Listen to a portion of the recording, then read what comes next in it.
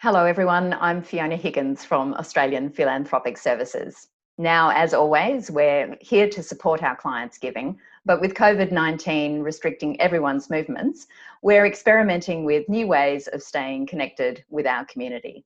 And our very first guest today is philanthropist and entrepreneur Allan English. I'm in Sydney and Allan joins me from Brisbane. Hello, Allan. Hi Fiona, how are you? Great, thank you. How are you? Good, thank you for allowing me to come along. It's good to have you. First things first, how is COVID-19 affecting your giving right now? Well, I think it's turned everybody's worldview upside down, hasn't it? So how we approached it, the first thing we did was to write to our existing partners to be able to say the grant allocation we're giving for particular programs, throw that in the bin, use the capital you have for operational expenses to get you through this particular time frame that we've got. So we've loosened up the funding streams to be able to allow capital to be better used. The other thing, of course, is as a foundation, we're now looking at it as our engaged philanthropy model, which really is saying that we've got a balance sheet to be able to use for impact investing and that sort of stuff. We've got capital to be used for our grant making. We've also got skills and resources. So Belinda Morrissey, our CEO, and myself are fairly actively involved in the sector. Belinda leading conversations around impact investing and how to use capital wisely in the giving space.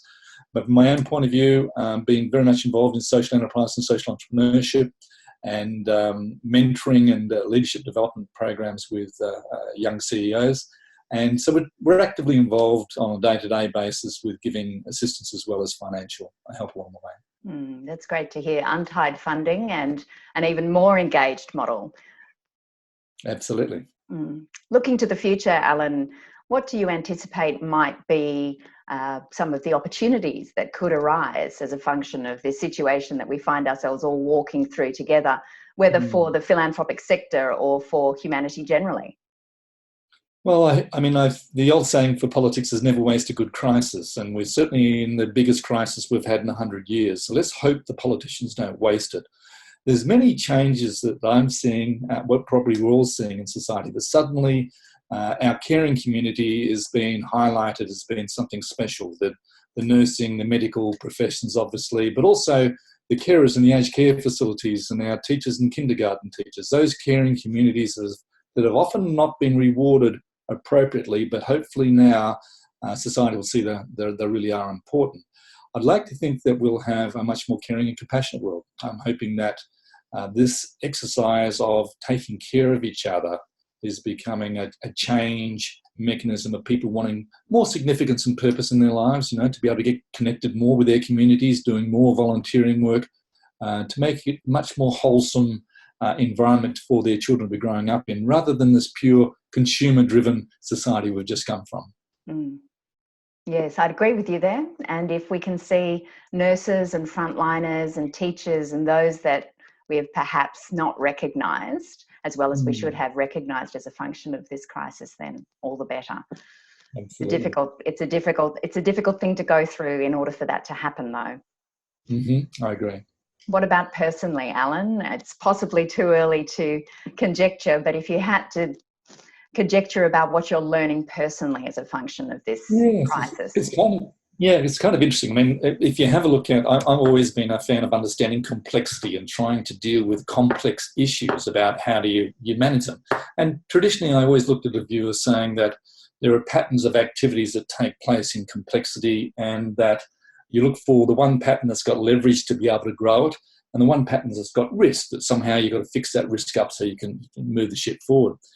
Because of this COVID-19, it's got so many aspects to it, and it's all moving so quickly. It's very hard to play those traditional cards that you usually do. So what I'm feeling is that really it's much more closer to the now. It's much more about what is new and nuanced or changed or innovative right in this moment, or this latest change of activities right in front of you now, and taking those learnings on and then creating from that perspective, rather than jumping to the longer term view of what you think the future is going to be, because it's far too wide and far too much guesswork. So that's how I'm finding it's just come a little bit closer to the now and innovate from that space. Be here now and possibly arrive at the simplicity on the far side of complexity.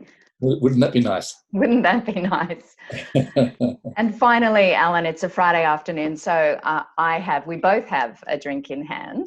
For me, it's the end of a long cheers, a long week homeschooling 3 children and also working from home. But I swear this is kombucha in here. I'd like to understand, Allan, what your tipple is and who you would toast this afternoon. Yeah, cool. Well, my tipple is from a great Queensland social entrepreneur who's created the Good Beer Company and Great Barrier Beer. So it means that profits that are out of each can of beer sold goes towards the preservation of the Great Barrier Reef, which is something close to my heart. Fantastic. Who I would toast? I would toast another great social entrepreneur, Luke Terry. Luke was famous for his Vanguard laundry program, which is employing large numbers of marginalised members of our community in employment. That's Luke's gig. Talking about pivoting when you get into difficult challenges. So Luke has got a number of enterprises, but one of them was a business involved in hotels and supplying hotels with housekeeping services and using refugees and migrant workers for that particular space. So did a wonderful job creating lots of employment opportunities and growing quickly. Then all of a sudden the crisis happened and all accommodation went down the gurgler. Luke pivots his business and says, where's the opportunity now? And he says, okay, well, it's going to be sanitation programs into aged care facilities. He'll train all those staff up into hygiene and sanitation programs, and has now got a potential of 150 new staff members coming on board, doing a deal with Lend-Lease as a potential for 50 new aged care facilities. So he's pivoted his business and making significant changes. So here's the toast to you, Luke Terry. Well done, my man. For Luke Terry, what a great news story. Absolutely. Cheers. Cheers. Thank you, Allan. Really appreciate your time this afternoon. It's been great talking to you. Likewise, enjoyed it very much, and I hope you have a wonderful weekend. Thank you. And thank you all at home for joining us. We know that you are at home, so we hope that you will join us again